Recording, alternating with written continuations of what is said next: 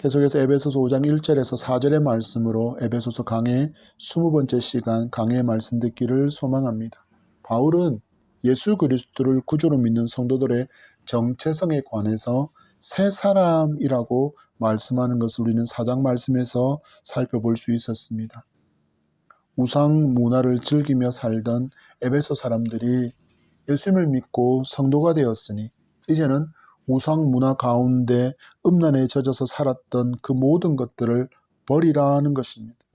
하나님을 거부하고 창조의 질서를 거부하며 살았던 그 옛사람을 다 버리고 그리스도를 닮은 사람으로 살아가는 새 사람으로 살아가는 것이 바로 성도라고 가르쳐 주고 있었습니다. 그렇다면 이 시대를 살아가는 사람은 어떤 모습을 새 사람이라고 표현할까 하는 궁금증이 들었습니다. 그러다가 우연히 한 영상을 보게 되었는데 한국인 남편과 미국인 아내가 등장하는데 태어날 아기를 위해서 한국에서 사는 게 나을까 미국에서 사는 게 나을까를 두고 서로 의논하는 장면을 담은 영상이었습니다. 그 가운데 미국인 아내가 표현하기를 미국은 차별이 너무나도 심한 나라이다. 여전히 피부색으로 사람을 차별하고 있다. 거기에 더해서 가치관도 개인의 자유도 엄청나게 통제되는 나라이다. 그러면서 그 예를 들어서 이렇게 이야기합니다. 미국은 교육이 너무나도 엉망이고 교육 시스템도 너무나도 좋지 않다. 왜냐하면 미국은 자기가 원하는 책을 읽을 수도 없고 그리고 자기가 원하는 내용을 필기할 수도 없다. 왜냐하면 미국 교육 시스템은 종교를 통제하고 그리고 그와 관련된 책들을 통제하고 있다. 심지어 교육 당국은 학생과 교사의 성적인 취향도 통제하고 있다. 현재 한국에서 영어 교사로 일하고 있는 미국인 아내는 미국 교육 현장에서는 자기가 믿는 종교를 드러내놓고 표현할 수 없기에 교실에서 자기 종교에 관련된 책을 읽지 못하고 또한 성에 관련해서도 하나님께서 창조하신 남자와 여자를 말하지 못하는 실태라고 이 미국인 아내는 말하고 있었습니다. 교실에서 내가 원하는 것을 읽을 수도 없고 또 교육 정책에 반하는 어떤 내용도 기록하지 못하는 사회가 바로 미국의 현실이라고 미국인이 직접 그들의 교육 현실을 말하고 있는 것을 들을 수 있었습니다. 여러분, 이것이 기독교 국가라고 불렸던 미국의 현 주소이고 그리고 그들이 말하는 새 사람의 실체입니다. 성경이 말하는 새 사람과 정반대에 서 있는 옛 사람을 그들은 이제 다시 새 사람이라고 부르고 있다라는 것입니다. 여러분, 이것이 정말 미국에서만 주장되는 새 사람일까요? 아닙니다, 여러분. 많은 나라가 주장하고 있고 그리고 대한민국에서도 주장하고 있는 것이 바로 새 사람입니다. 이들은 하나님을 부인합니다. 그리고 하나님의 창조 질서까지도 부인합니다. 이것이 새로운 시대, 인간 중심의 사회로 살아가는 깨어있는 의식을 가진 새 사람의 모습이다라고 지켜 세우고 있습니다. 그런데 어떻습니까, 여러분? 우리도 그리고 우리의 자녀도 이런 환경 한가운데서 살고 있습니다. 이런 시대를 살아가는 우리에게 2000년 전에 바울이 외치는 이 음성은 무엇을 교훈하고 있을까요? 주신 에베소서 5장의 말씀을 통해서 하나님이 원하시는 새 사람의 모습을 알고 또한 우리가 순종하는 삶으로 진정한 새 사람의 모습으로 살아갈 수 있는 우리가 되기를 간절히 소망합니다.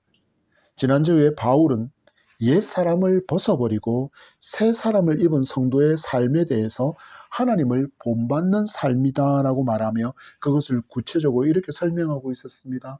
먼저는 거짓이 아닌 참된 것을 말하는 사람, 그리고 분을 죄가 되도록 해가 지기까지 품지 않는 사람, 도둑질을 멈추고 구제할 수 있도록 수고하는 사람, 더러운 말을 하지 않고 덕을 세우며 선한 말을 하여 다른 듣는 이들에게 은혜를 끼치는 사람, 그리고 성령을 근심하지 않게 하고 악독과 노함과 떠드는 것과 비방하는 것과 모든 악의를 버리는 사람, 그리고 친절을 베풀며 불쌍히 여기며 용서하는 사람으로 살아가는 것이 바로 새 사람으로 하나님을 본받은 성도의 삶의 모습이다라고 알려주었습니다.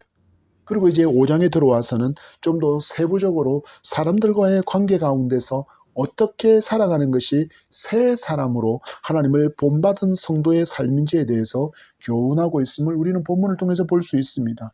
1절의 말씀입니다. 시작. 그러므로 사랑을 받는 자녀같이 너희는 하나님을 본받는 자가 되고. 아멘. 에베소 성도에게 새 사람으로 하나님을 본받은 사람은 사랑을 받는 자녀다라고 말하고 있습니다. 성경이 말씀하는 성도의 삶은 예수 그리스도가 구주임을 고백함으로 구원을 받는다라는 것으로 그것이 종결되지 않는다라는 것을 분명히 말씀하고 있습니다. 우리가 가는 이 믿음의 길, 구원의 길이 좁고 협착한 길이고 거기에 대해서 우리는 십자가도 짊어지고 가야 하는 삶이라고 말씀하고 있기 때문입니다. 바울이 새 사람으로서의 삶을 말할 때 에베소 성도들 그리고 이 편지를 돌려보았던 그 많은 교회와 성도들은 당황했을 것입니다. 왜 당황했을까요? 그들이 지금껏 하던 일들을 모두 멈춰야 했기 때문입니다. 거기에 더해서 기독교 신앙을 선택하는 순간에 마주해야 할 상황은 결코 녹록지 않다라는 것을 분명히 밝히고 있었기 때문에 그들이 이 복음을 들었을 때, 이 편지를 받았을 때 더욱더 당황했을 것입니다. 예를 들어서 그들이 기독교 신앙을 선택하지 않았다면 여전히 그들은 음란의 제사에 동참할 수 있었고 나름대로 종교인으로서 그들이 섬기던 신에 대한 의무를 다하고 살아왔기에 마음의 부담도 덜 수 있었고 그리고 주변 사람들로부터 냉대를 받거나 손해를 보는 일이 일어나지 않았을 것입니다. 그런데 그들이 복음을 듣고 기독교 신앙을 선택하는 순간 상황이 전혀 다른 방향으로 바뀌어 버렸습니다. 그때 어떻게 느꼈을까요? 뭔가 잘못 선택한 건 아닌가 하는 그런 의심에 사로잡힌 사람들이 많았을 것입니다. 그래서인지 바울 서신과 많은 공동 서신은 기독교의 본질에 대해서 설명하고 또한 그 삶이 바른 삶이라는 교훈을 주고 있고 결코 기독교 신앙을 선택한 백성을 홀로 내버려 두지 않으시는 하나님이심을 분명하게 알려주면서 백성들에게 소망을 주고 있음을 우리가 보게 됩니다.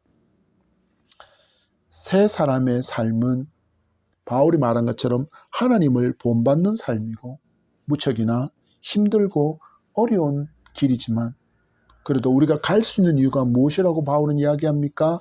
사랑을 받는 자녀이기에 너희들이 그 길을 갈 수 있다라고 이야기합니다. 하나님의 깊은 사랑과 그 사랑과의 그 관심이 끊임없이 자녀인 성도에게 흘러오고 있다라는 것을 말씀하고 있는 것입니다. 바울이 여기서 사랑을 받는 이라는 표현은 고대 사람들이 편지에 자주 사용했던 표현입니다. 우리말로 표현해 보자면 친애하는 혹은 사랑하는, 우리가 영어 표현으로는 dear, 그런 형태가 바로 사랑을 받는 이라는 이 표현의 의미입니다. 성경에서 이 단어를 사용하는 예들을 살펴보면 부모가 특별한 사랑을 받는 자녀를 향하여 표현할 때 혹은 자녀는 아니지만 편지를 쓰는 사람이 특별히 사랑하거나 소중하게 여기는 존재를 표현할 때 사용한 표현법이 바로 사랑을 받는 이라는 표현이라는 것입니다. 이건 무슨 말입니까? 바울은 성도가 지금 하나님께 특별한 사랑을 받는 존재라는 것을 알려주고 있고 또한 바울에게 있어서도 에베소 성도가 특별한 존재라는 것을 알려주는 표현이 바로 사랑을 받는 이라는 표현이라는 것입니다. 하나님의 이 특별한 사랑은 예수 그리스도로 온전히 표현되었음을 바울은 로마서에서 이렇게 말씀하고 있습니다. 로마서 5장 8절 말씀에 우리가 아직 죄인 되었을 때 그리스도께서 우리를 위하여 죽으심으로 하나님께서 우리에 대한 자기의 사랑을 확정하셨느니라. 아멘. 우리가 죄인이었을 때 예수님께서 죽으신 일은 우리를 향한 하나님의 사랑의 확실한 증거다라고 말씀하고 있습니다. 바울은 에베소 성도에게 이미 넘치는 하나님의 사랑을 받은 사람이 바로 너희이고, 또한 계속해서 그와 같은 하나님의 사랑이 너희를 향하고 있기에 결코 너희는 혼자가 아니다라는 것을 알려주고 있는 것입니다. 여러분, 우리의 믿음의 길은 누가 같이 가줄 수 있는 길은 아닙니다. 우리는 결국 우리의 십자가를 지고 가는 단독자로서의 여정이기 때문입니다. 그러나 결코 그 길은 혼자 가는 길은 아닙니다. 왜입니까? 영이신 하나님이 눈에 보이지는 않지만 우리를 성전 삼아서 우리와 동행하고 계시고, 또한 우리의 주님이신 예수 그리스도께서 당신을 임마누엘이라고 알려주시며 언제나 우리와 함께 하시겠다고 약속하셨기 때문입니다. 온 우주의 주인이신 하나님께서 이 좁고 협착한 길, 십자가를 지고 가는 성도를 결코 어떻게 하신다고요? 홀로 내버려 두지 않으신다라는 것입니다. 그래서 바울이 에베소 성도들을 향해서 어떻게 표현하고 있다고요? 사랑을 받는 자녀라고 표현하고 있다라는 것입니다. 너희들이 이처럼 놀라운 하나님의 사랑을 받았고 계속해서 그 사랑을 받고 있으니 너희들도 이제는 삶을 통해서 받은 사랑을 실천함으로 다른 누군가에게, 이 예수 그리스도를 알지 못하는, 복음을 알지 못하는 그들에게 흘려보내는 삶을 살아야 한다라고 말씀하고 있습니다. 이 삶이 어떤 삶이라고요? 바울이 계속해서 말하는 것처럼 하나님을 본받는 삶, 바로 새 사람으로서의 삶의 모습이라는 것입니다. 왜 우리는 이렇게 사랑하며 살아야 합니까? 사도 요한은 하나님을 사랑이라고 정의하고 있음을 우리는 주목해야 합니다. 요한일서 4장 8절 말씀에 사랑하지 아니하는 자는 하나님을 알지 못하나니 이는 하나님은 사랑이심이라. 아멘. God is love. 보십시오. 사랑하지 아니하는 자는 하나님을 알지 못한답니다. 왜? 하나님이 사랑이시기 때문에. 사랑을 실천하는 사람이 하나님을 아는 사람이고, 하나님이 사랑이라는 것을 아는 사람이야말로 하나님을 사랑하는 사람이다라고 이야기하고 있습니다. 그리고 이 사랑의 실천은 아는 것으로 멈추어서는 안 된다라는 것도 분명히 말씀하고 있습니다. 요한일서 3장 23절 말씀에 그의 계명은 이것이니 곧 그 아들 예수 그리스도의 이름을 믿고 그가 우리에게 주신 계명대로 서로 사랑할 것이니라. 아멘. 말씀하기를 서로 사랑하는 것이 계명, 곧 성도가 반드시 순종해야 할 하나님의 말씀이기 때문에 너희는 사랑해야 된다라고 요한은 이야기하고 있습니다. 다르게 말하면 사랑하지 않는다라는 것은 하나님을 본받지 않았다라는 것이고, 또한 하나님의 말씀에 불순종하는 삶이라는 것을 지금 말씀하고 있는 것입니다. 사도들이 거의 대부분 다 같은 의미로 이 말씀을 사용하고 있다는 것을 성도는 주목해야 합니다. 여러분, 사도가 누구입니까? 예수님께서 하나님의 나라와 의의 전파를 위해서 친히 택하신 제자들입니다. 그들의 사명이 무엇입니까? 주님께로부터 배우고 익힌 것을 그대로 다른 사람들에게 전하는 것이었기에 사도의 가르침을 보면 예수님께서 말씀하시고 보여주신 것에서 벗어나 있지 않습니다. 그래서 그들이 전하는 메시지가 거의 대부분 같은 색깔을 띠고 있는 것입니다. 바울 또한 그렇게 이야기합니다. 2절의 말씀입니다. 시작. 그리스도께서 너희를 사랑하신 것 같이 너희도 사랑 가운데서 행하라. 그는 우리를 위하여 자신을 버리사 향기로운 제물과 희생 제물로 하나님께 드리셨느니라. 아멘. 사도 요한이 강조한 것처럼 바울 역시 이 하나님의 사랑이 표현된 그리스도를 사랑의 증거와 사랑의 증인이라고 말씀하며 너희도 사랑 가운데서 행하는 삶을 살아야 한다라고 말씀합니다. 여러분, 성도가 왜 사랑하며 살아야 합니까? 그 질문에 대해서 바울은 이렇게 대답하고 있습니다. 그는 우리를 위하여 자신을 버리사 향기로운 제물과 희생 제물로 하나님께 드리셨다라고 이야기합니다. 무슨 말을 하고 있습니까? 나를 살리신 예수님께서 자신을 버리셨다라고 말씀합니다. 십자가를 스스로 선택하셨고 죽음을 선택하셨고 하나님께서 받으실 향기로운 제물과 희생 제물이 되어서 하나님께서 받으신 완전한 제물이 되어 주셨다라는 것입니다. 그래서 어떤 일이 일어났습니까? 하나님께서 이 예수 그리스도의 희생을 인간의 죄의 대속을 위한 확실한 희생의 제물로 받으시고 향기로운 제물로 받으시고 그리고 우리의 죄를 사해 주셨다라는 것입니다.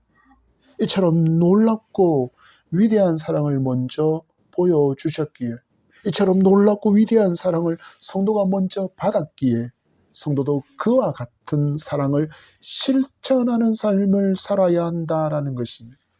여러분, 예수님께서 보여주신 사랑이 어떤 사랑입니까?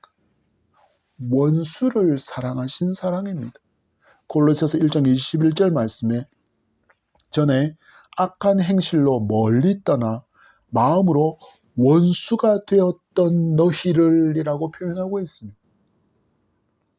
우리가 하나님을 알기 전에는 하나님과 우리는 원수의 관계였다라는 것입니다. 이런 원수인 우리를 사랑하셨다라고 말씀합니다. 그래서 주님도 원수도 사랑하라고 말씀하시는 것입니다. 내가 하나님께로부터 탕감받은 그 10,000달란트의 사랑이 있기에 나에게 100데나리온 빚진 자와 같은 그 원수를 우리는 뭐 할 수 있다고요?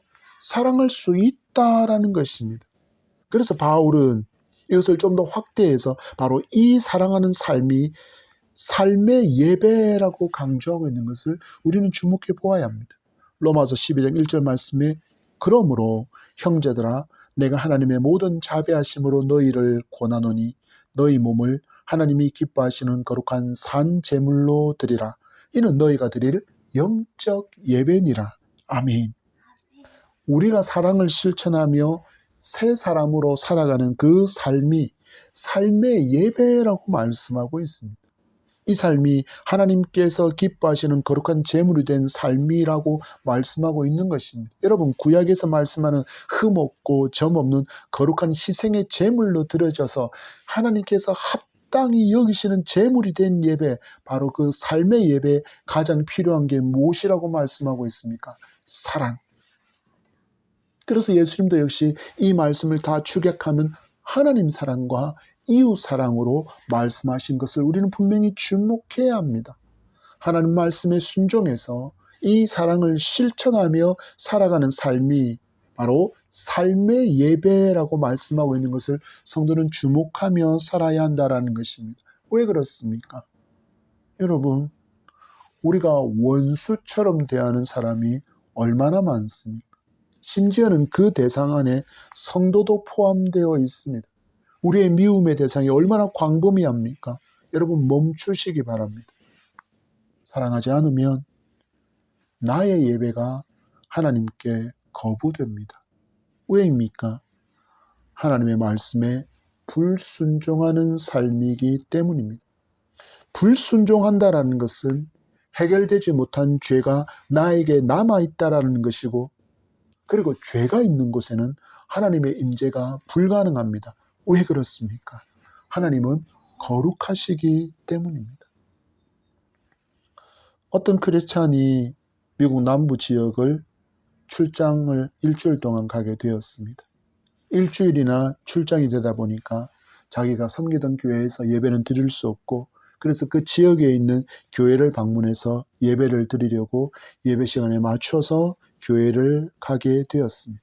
그런데 교회 입구에서 딱 하고는 제지를 당했습니다.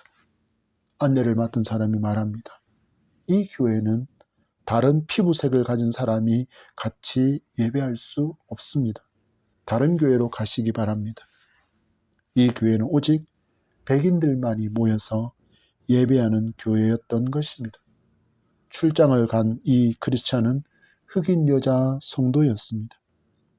예배 시간을 빠듯하게 해서 갔는데 예배를 드릴 수 없다는 말을 들으니 당황해서 터덜터덜 걷다가 공원 벤치에 털썩하고 주저앉았는데 그 순간 서러움에 눈물이 왈칵 쏟아집니다. 그리고 잠시 뒤 한 사람이 찾아와서 앉아도 되겠냐고 묻습니다. 그래서 앉으시라고 했더니 가만히 옆에 앉아있던 그 사람이 말합니다. 너도 그 교회에서 쫓겨났구나. 나도 그 교회에 들어갈 수가 없었는데 그 순간 이 여자 성도의 눈이 떠졌고 그렇게 말씀하시는 분이 바로 예수님이라는 것을 깨닫게 되었습니다. 여러분, 예수님이 함께하지 않는 교회에서 드리는 예배는 예배가 아닙니다. 왜 그렇습니까? 예배의 주인공은 사람이 아니기 때문입니다. 예배의 주인공은 목사가 아닙니다, 여러분. 예배의 주인공은 찬양대가 아닙니다. 예배의 주인공은 기도하는 장로가 아닙니다. 예배의 주인공은 안내하는 분들도 아닙니다. 예배의 주인공은 예배하는 사람도 아닙니다. 예배의 주인공은 오직 누구이십니까? 우리의 하나님이십니다. 우리의 예수 그리스도만이 주인이시라는 것을 절대로 잊으면 안 됩니다. 하나님의 말씀에 순종하지 않는 모습으로 하나님께서 기뻐하시는 향기로운 제물로 드리는 예배가 무엇인지도 모른 채 예배의 자리만 채우고 의식에 따라서 앉았다 일었다 기도하고 찬양하고 그것으로 그 예배의 순서가 진행된다고 해도 그것은 예배가 예배되지 않는다라는 것을 기억해야 합니다. 왜 그렇습니까? 예배는 거룩한 예배여야 하기 때문입니다.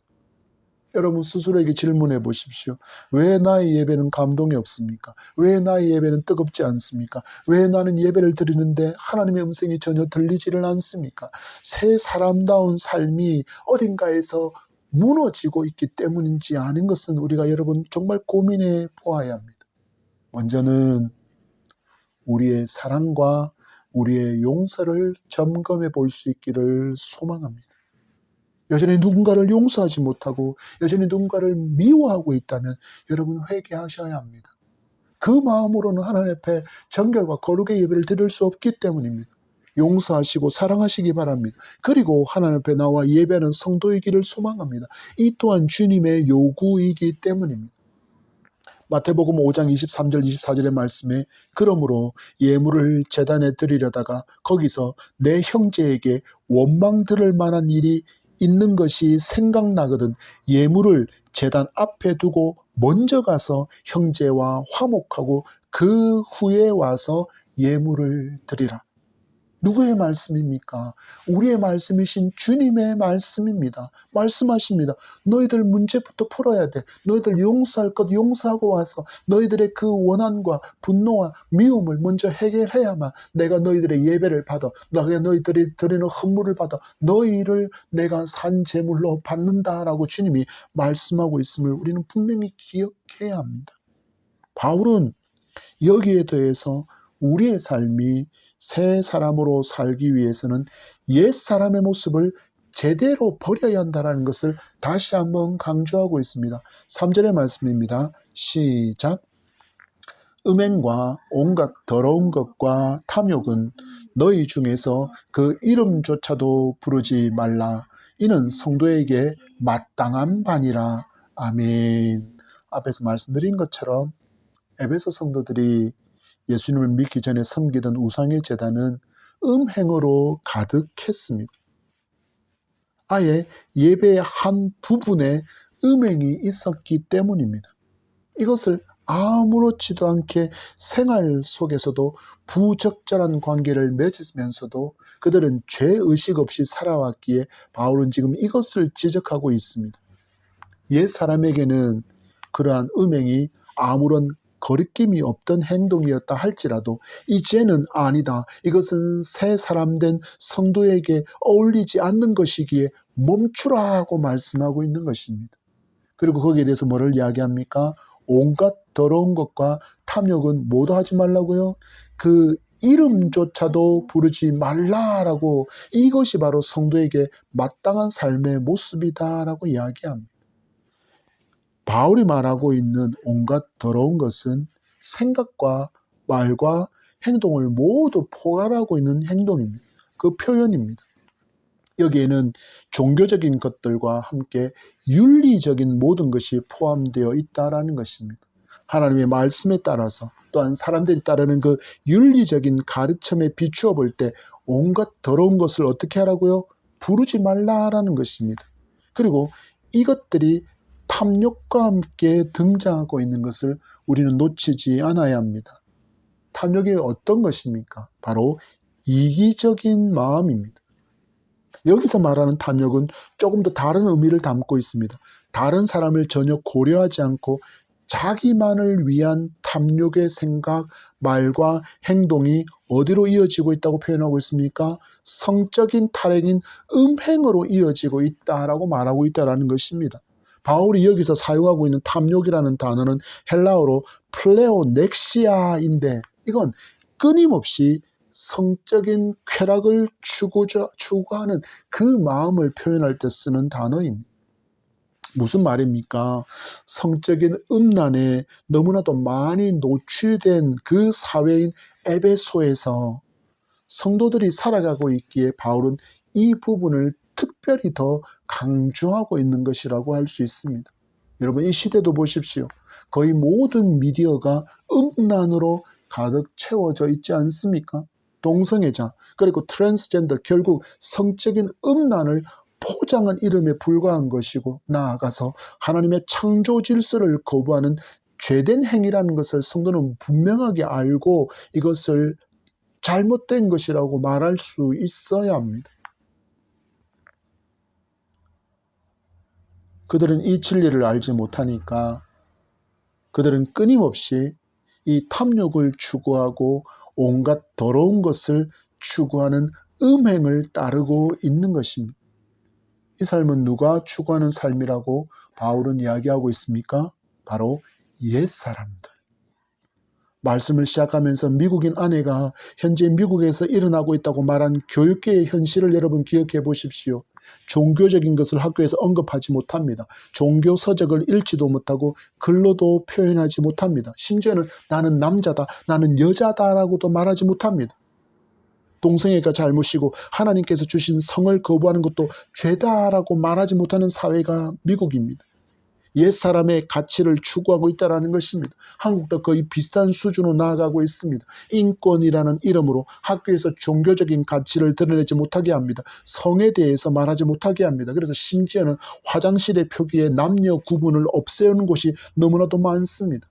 왜 그렇게 이야기할까요? 이런 사회가 좀 더 의식적으로 깨어있는 사회라고 말하기 때문입니다.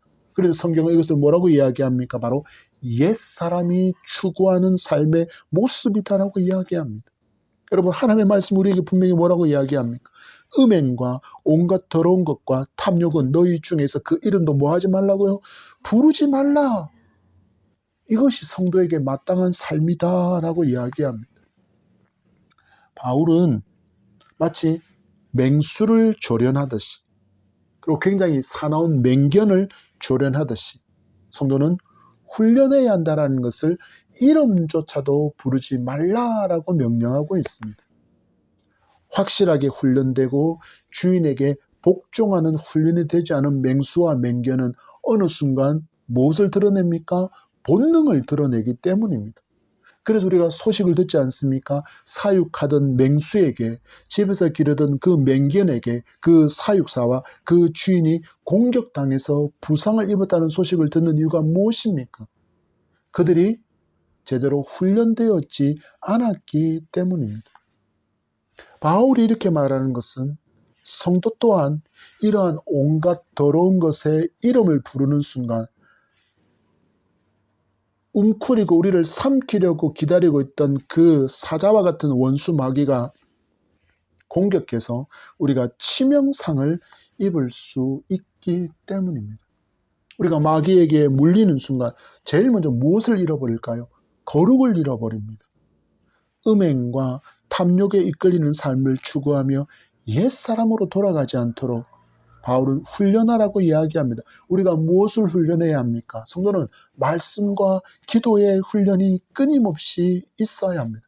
거기에 더해서 입술에 거룩으로 재갈을 물려야 합니다. 사절의 말씀을 보십시오. 시작.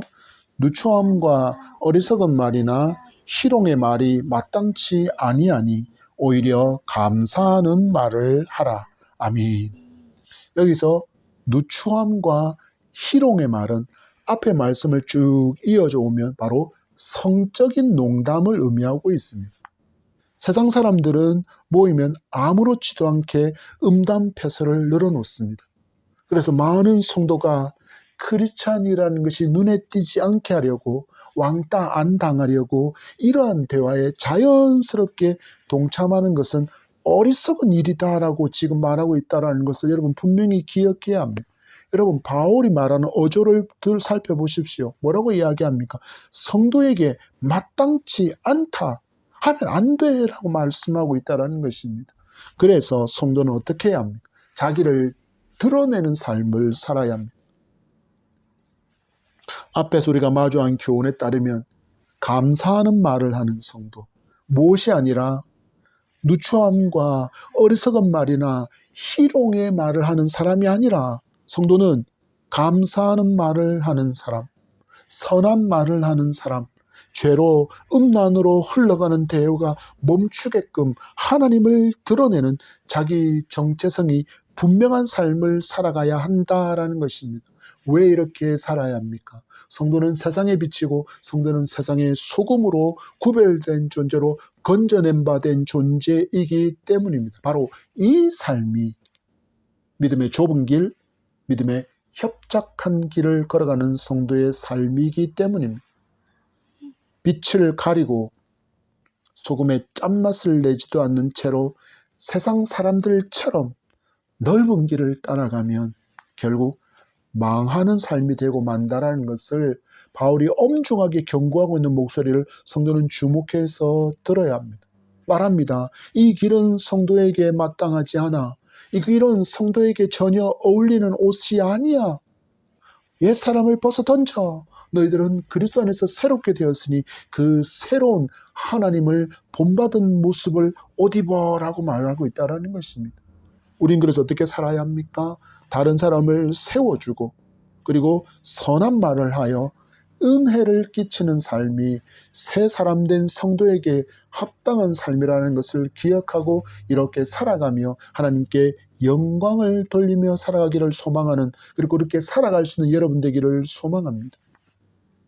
여러분, 어느새 성도와 세상 사람들의 경계가 허물어져 보이는 모습이 너무나도 많다는 것을 부인할 수 없는 시대를 우리는 살고 있습니다. 세상 사람들이 하는 말, 세상 사람들이 하는 생각, 세상 사람들이 하는 행동은 다 하면서도 나는 교회를 다니고 있다라는 것으로 자기를 구별된 성도라고 여기는 것은 성경이 말씀하고 있는 새 사람과는 전혀 다른 모습임을 여러분들 발견하시기 바랍니다. 그래서 말씀 앞에 자기를 정당하지 마십시오. 그래서 말씀 앞에 자기를 합리화하려고도 하지 마십시오. 그리고 심지어는 말씀을 타협하려거나 말씀을 변질시키려고도 하지 마시기 바랍니다. 왜 그렇습니까? 성도는 성경이 맞다고 말씀하시는 바를 목숨으로 순종하고 성경이 틀렸다고 말씀하는 바를 목숨으로 거부하는 삶을 살아야 할 책임과 의무가 있다는 것을 기억하며 세상에서 빛으로 소금의 짠맛을 내며 구별된 존재로 살아야 하기 때문입니다. 혹시 여러분, 내가 살아보니까 너무 힘들더라, 불가능하다라고 그렇게 여겨지십니까? 너무 힘들다라고 여겨지십니까? 그렇다면 오늘 말씀 통해서 만나는 에베소 성도들이 이 주신 말씀을 붙들고 살았다라는 것을 기억하시기 바랍니다. 그렇다면 그 음란의 도성 한가운데 살던 그들도 하나님의 말씀을 붙들고 그렇게 순결한 주의 신부로 살았다면 우리 또한 그렇게 살아갈 수 있음을 믿으시기 바랍니다. 왜입니까? 하나님의 사랑이 우리와 함께하기 때문입니다. 그 사랑이 이 좁고 협착한 길, 내게 맡겨진 그 십자가를 지고 가는 내 손을 붙잡고 계시고 세임과 소망을 날마다 공급해 주시기에 성도는 이 길이지만, 좁고 협착한 길이지만 기쁨으로 걸어갈 수 있음을 믿으시기 바랍니다. 말씀을 맺습니다. 바울은 새 사람 된 성도는 마땅히 하나님을 본받는 삶을 살아야 한다라고 말씀합니다. 기독교 신앙을 선택함으로 마주하는 많은 어려움이 분명히 있습니다. 때로는 환난을 당하기도 하고 박해를 받기도 하고 심지어는 재정적인 손해도 많이 일어날 수 있지만 성도는 그때 기억해야 합니다. 그 모든 것을 다 잃어버린다 할지라도 결코 잃어버릴 수 없는 영생의 소망과 하나님의 그 말로 다 알 수 없는 만극하신 사랑과 하나님의 그 놀라운 보호하심이 있으니 소망을 잃지 말라고 에베소 성도에게 주는 이 소망의 말씀을 여러분에게 주시는 하나님의 음성으로 듣고 붙드시기를 바랍니다. 이 시대를 살아가는 우리에게도 영원한 소망이 있음을 바울을 통해서 지금 나에게 말씀하시는 하나님의 음성으로 듣는 복된 길을 가진 여러분 되기를 축복합니다. 주님 말씀하십니다. 너희가 가고 있는 좁고 협착한 그 길이 바른 길이다. 그리고 그 길을 내가 기뻐한다라고 하나님께서 말씀하고 계심을 열린 귀로 들을 수 있기를 축복합니다. 그리고 이 말씀을 붙드십시오. 힘차게 또 일어나서 이 길을 좁고 협착한 길이지만 기쁨으로 주의 새 사람으로 걸어가는 우리가 되기를 소망합니다.